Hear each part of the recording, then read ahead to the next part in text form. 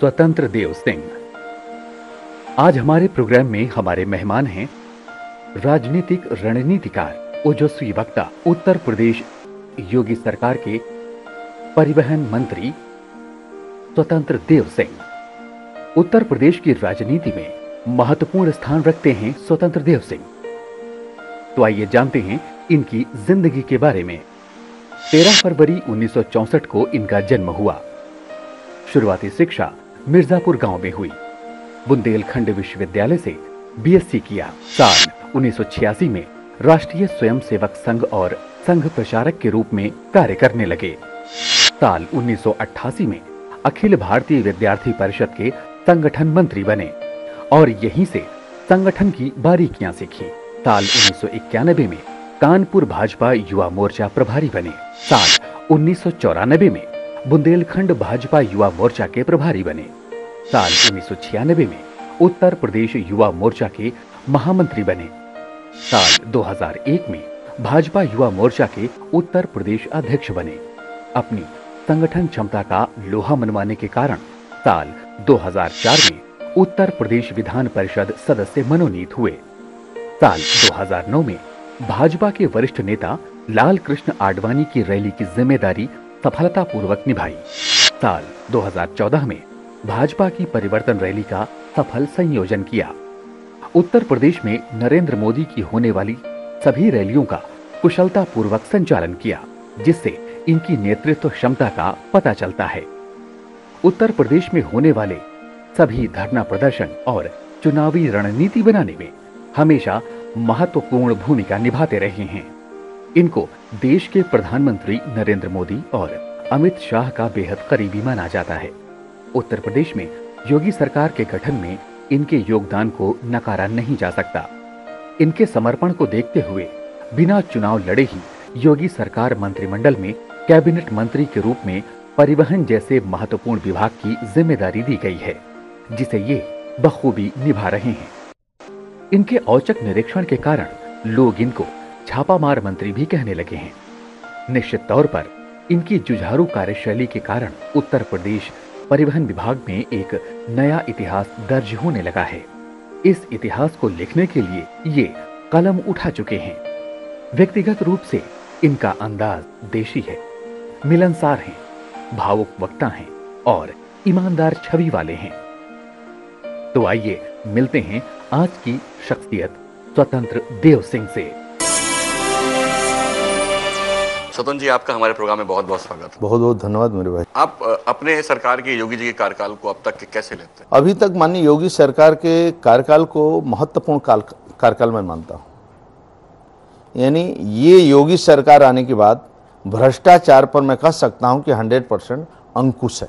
लेकिन ये तो तय है कि योगी जी की सरकार में आप मंत्री हैं, आप सब लोग बहुत अच्छा काम कर रहे हैं, लेकिन लॉ एंड ऑर्डर की स्थिति जो है उससे नहीं लगता है कहीं ना कहीं सब ढक रहा है? देखिए, कानून व्यवस्था की जितनी चर्चा है, मैं उदाहरण देता हूं। मैं 2 जिलों का प्रभारी हूं, इटावा और बुलंदशहर, सरकार की तरफ से। बुलंदशहर क्राइम का मेन केंद्र यानी सेंटर माना जाता है। यानी एक्सप्रेस वे है, जमुना एक्सप्रेस वे। आप देखेंगे क्राइम घटना घटित होती रहती है, लेकिन इस बार मैं जाने के बाद मीटिंग लिया तो पिछले 40 दिनों से किसी प्रकार का कोई क्राइम एक्सप्रेस हाईवे पर नहीं। लोग बाहर से भी मर्डर, हत्या करके फेंक देते थे। इटावा के अंदर जब डीएमएसपी की मीटिंग लिया, हमारे विधायक भी थे साथ में, जब मैं पूछा कि क्राइम की क्या स्थिति है, एक भी गुंडा किसी पार्टी का मतलब गुंडा कोई अपना किसी प्रकार का वसूली नहीं है।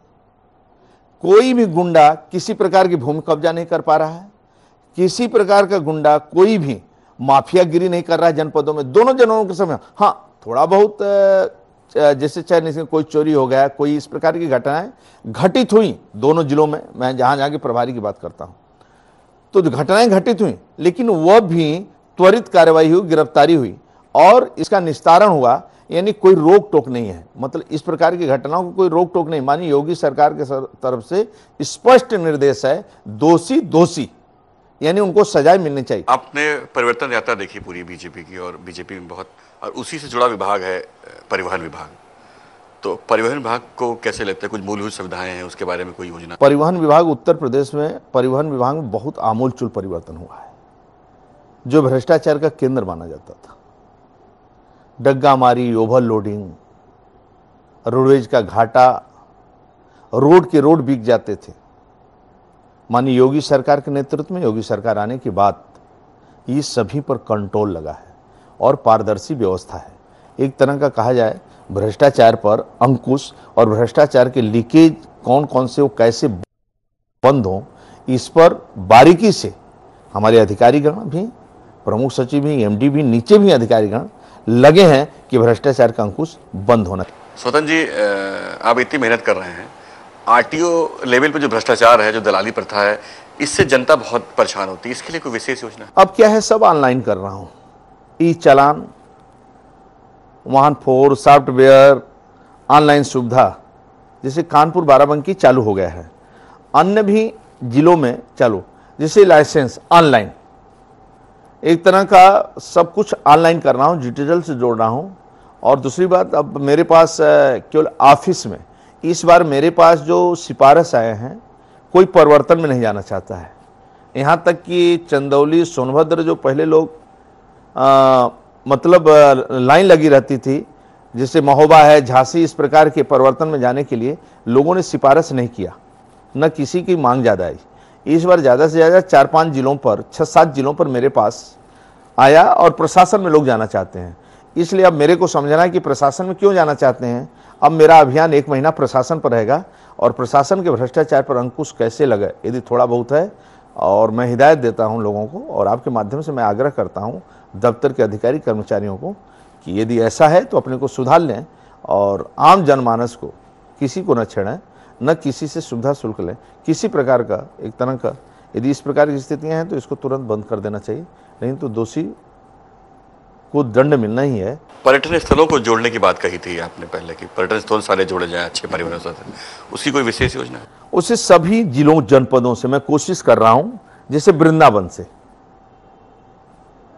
सभी जनपदों से वृंदावन के लिए साधन मिलना चाहिए, सभी जनपदों से वाराणसी के लिए साधन मिलना चाहिए, सभी जनपदों से अयोध्या के लिए साधन मिलना चाहिए, सभी जनपदों से चित्रकूट को साधन मिलना चाहिए, सभी जनपदों से हाई कोर्ट है, इसलिए लोगों को आना जाने की सुविधा मिलना चाहिए जनपदों को। तो मैं ये अपना एक तरह का होमवर्क कर रहा हूं कि इन जनपद, सभी जनपदों से इन स्थानों को कैसे सुविधा मिले और कैसे जाएं। अभी लखनऊ, दिल्ली तो है, अधिकांश साधनों पर हो गया है, जैसे बुंदेलखंड के अंदर बांदा से हरिद्वार के लिए और इलाहाबाद के लिए, लखनऊ के लिए भी नए साधन जोड़ दिया, और बुंदेलखंड में एक भी ऐसी बस नहीं चलती थी, आज सभी जनपदों से जनहित ऐसी बसों का संचालन करवा दिया। राजस्व कैसे बढ़े विभाग का, ये बहुत बड़ी चुनौती होगी आपके लिए आज की डेट में। जैसे आपको बताएं, परिवहन में, परिवहन विभाग में एक तरह का परिवहन विभाग घाटे में चलता था। 4 करोड़ आज प्रॉफिट में हूं पर डे, मतलब जो 10 का आता था वसूली, वह 14 और 15 पर मैं पहुंचा है। इसलिए आने वाला समय और प्रॉफिट होगा, मेरा नज़र है। पहली बार कई डिपो घाटे में थे, अब कुछ डिपो बचे हैं। मैं एमडी से आग्रह किया हूं कि जो डिपो घाटे में है उन आरएम को बुलाकर हिदायत दिया जाए। तो एक बार बातचीत हो रही है कि ये डिपो घाटे में क्यों है, जब एक बस मालिक एक बस लेकर सभी टैक्स देता है, गुंडा टैक्स से लेकर सब टैक्स देने के बाद भी परिवार का पेट पालता है, और दूसरी बस खरीद लेता है साल भर में। हम 10-10, 20-20 बसों के मालिक हैं, फिर भी हमारे डिपो में 20 बसें रहते हुए भी मैं घाटा में हूँ। तो यानी कहीं ना कहीं ये जो लीकेज है, उस लीकेज को कैसे मैं रोकूं, आय क्या है, व्यय क्या है, ये सभी पर मेरा नज़र है। आपने जिस तरह काम किया है, लग रहा है कि जैसे पिछली सरकारों में बहुत भ्रष्टाचार लोगों ने करा होगा, अधिकारियों ने करा होगा। कोई विशेष योजना है उनको दंड मिले? क्या, देखिए, स्पष्ट निर्देश है, सभी अधिकारी हमारे भाई बंधु हैं, विभाग के सभी कर्मचारी हमारे भाई बंधु हैं। जो काम करने वाला, परिश्रम करने वाला गरीब पंक्ति का अंतिम व्यक्ति होता है, जैसे चालक है, परिचालक है, सफाई कर्मी है, मिस्त्री है, जो बसों को ठीक करते हैं, ये रात दिन परिश्रम करते हैं और रिस्क लेकर गाड़ी चलाते हैं, और फिर भी भ्रष्टाचार ऊपर के लोग करें, कैसे काम चलेगा। एक गरीब कमाता है, उस गरीब का अन्न और उस गरीब का मैं शोषण दोहन करें, ये कैसे चलेगा। मैं 100% कर दिया हूं कि अंकुश लगना चाहिए और हर हालत में लोगों पर अंकुश लगना चाहिए। किसी प्रकार की असुविधा गरीबों को, जो पंक्ति के अंतिम व्यक्ति हमारे यहाँ पंडित दीनदयाल उपाध्याय जन शताब्दी वर्ष है और सपना भी है, माननीय मोदी जी का सपना है, माननीय योगी जी का सपना है, ये गरीब आदमियों को, पंथ के अंतिम व्यक्ति को न्याय मिले, सम्मान मिले और इनको सुविधा मिले, इनका शोषण न हो। इसीलिए हम लोग परिवहन मंत्री हैं कि इन पंक्तियों को देखना है और ये समूह को सुविधा और मतलब एक तरह सुविधा मिले, जिसके कारण यात्री का यात्रा सफल ये करवावे और सुरक्षित पहुंचावे और ठीक ढंग से गाड़ियों का संचालन करें और आगे बढ़े। रोड सेफ्टी बोर्ड का गठन हुआ था बहुत पहले, कोई विशेष योजना उसको बढ़ाने की या उसको चेंज करने की? क्या है, उसके प्रचार प्रसार के लिए मैं बोला हूं, जितने एक्सीडेंट केस हैं, जितने जहां जहां जो जनपद चिन्हित हैं और जो स्थान चिन्हित हैं, उन स्थानों पर एक कमेटी बनाकर वहां गोष्ठी है और रोड सेफ्टी पर निबंध प्रतियोगिता, यानी बच्चों के अंदर जागरूकता आवे, बच्चों के अंदर एक तरह का अभियान चला में और गार्जियन भी इस बारे में सोचे, क्योंकि महत्वपूर्ण है।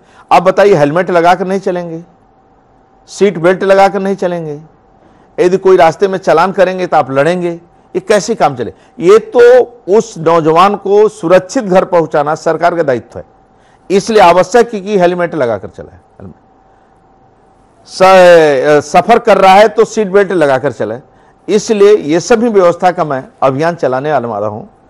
और एक तरह का चेकिंग भी, स्पीड क्या है, यानी आप चले जा रहे हैं 140 125 में, 130 में, 140 में, इसके लिए थोड़ा भाई स्पीड, किस स्पीड में हम चलें ये तय है और आप सुरक्षित रहें, परिवार सुरक्षित रहे, क्योंकि जिम्मेवारी उस नौजवान की सरकार की भी है, उसके माता पिताजी की है, क्योंकि जब तक वो ट्रेन नहीं हुआ रोड पर हम क्यों भेजे बच्चे को? पता लगा मोटरसाइकिल, उसके कारण दूसरे लोग दुर्घटनाओं से मतलब मृत्यु हो जाती है और लोगों की हो जाती है, उसके बचाने के चक्कर में हो जाती है। इसलिए इस प्रकार के आपके माध्यम से मैं सभी से आग्रह करना चाहता हूं कि निकलते चलते समय रोड सेफ्टी, रोड का पालन करें, जो रोड एक्ट है उसका पालन करते हुए गाड़ियों का संचालन करें और सुरक्षित घर पहुंचे। यही मेरा निवेदन भी है, यही मेरा आग्रह भी है। बसों में मनोरंजन के लिए कोई विशेष योजना है? पहली बार हिंदुस्तान के अंदर ये पहला उत्तर प्रदेश ऐसा जनपद है कि आज 75 में से 54 जनपदों में 63 स्थानों पर वाईफाई की सुविधा दी गई है और लगभग 6 बस स्टेशन पर वाटर एटीएम की सुविधा, मतलब पहली बार इस प्रकार का मैं लगा हूं। और आने वाला समय में ऐसी बसों में एक बार देखता हूं और क्या सुविधाएं हो सकती है, आगे विचार करता हूं। बसों में डीजल चोरी एक बहुत बड़ी समस्या है, इसको रोकने के लिए कोई विशेष योजना?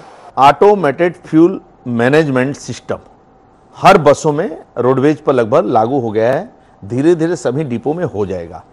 और आज के डेट में ऑफिस में एक व्यक्ति रहेगा, जैसे ढक्कन खुलेगा या कोई डीजल उससे बाहर निकालेगा, पता चल जाएगा मेरे को।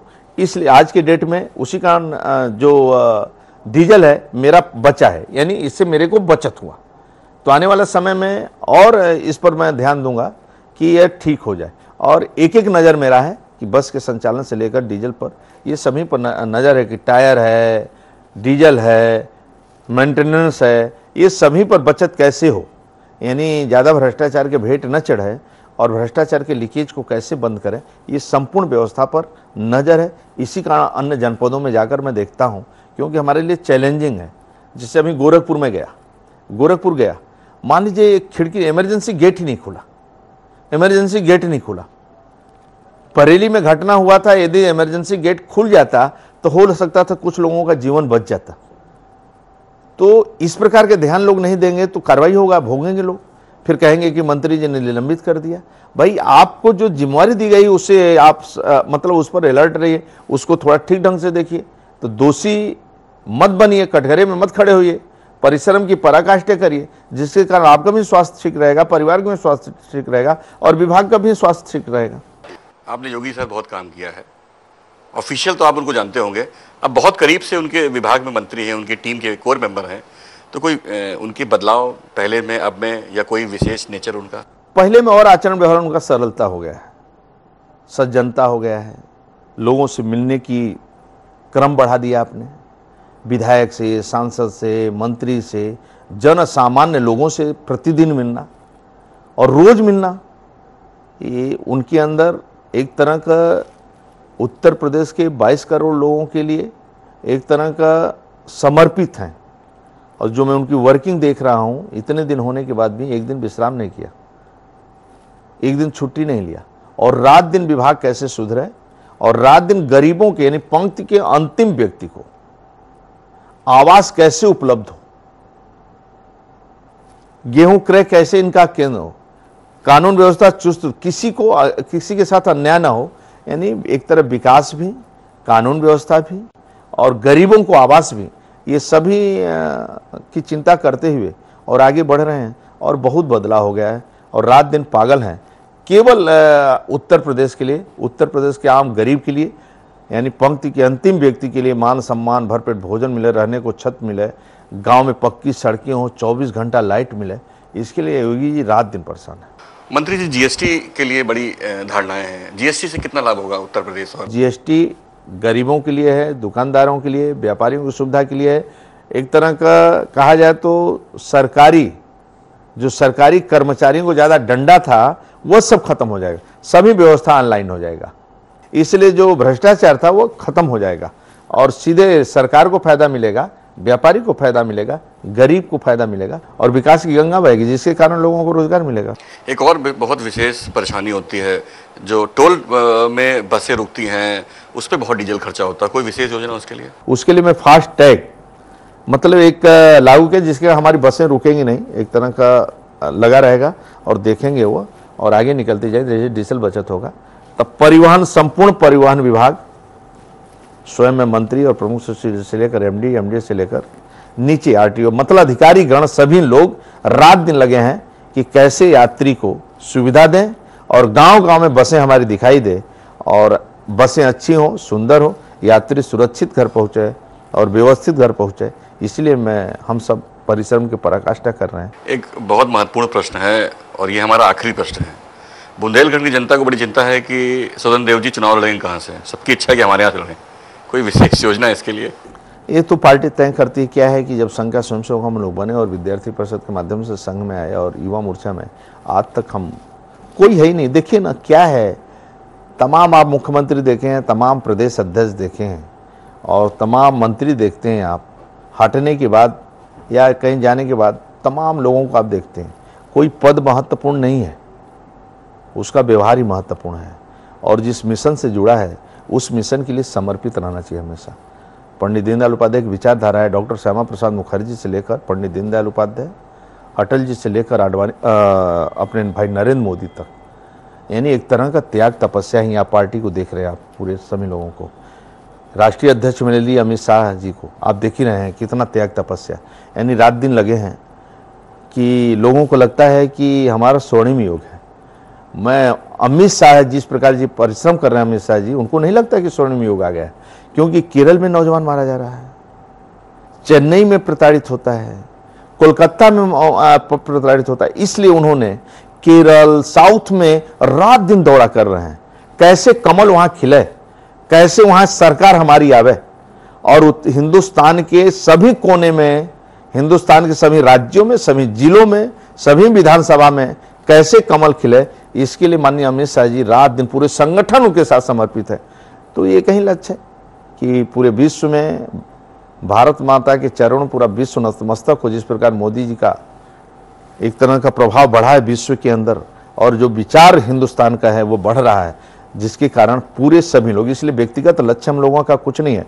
आज माननीय मोदी जी के आचरण व्यवहार के कारण ही आप देखिए ना, यानी हिंदुस्तान में कोई भी आता है, विश्व का कोई भी आता है तो गंगा आरती करवाएंगे, अक्षरधाम घुमाएंगे, यानी भारत की संस्कृति क्या है, सभ्यता क्या है। वो विश्व में जाएंगे तो ढाकेश्वरी मंदिर का दर्शन करेंगे, नवरात्रि का व्रत रहेंगे, पशुपतिनाथ का दर्शन करेंगे, यानी ये दिखे कि हमारे चेहरे से, चाल ढाल से कि मैं राष्ट्रभक्त हूँ, मैं गरीबों के लिए ही लड़ रहा हूँ, गरीबों की योजना के लिए संघर्ष कर रहा हूँ और गरीबों के कल्याण के लिए मेरा उद्देश्य है।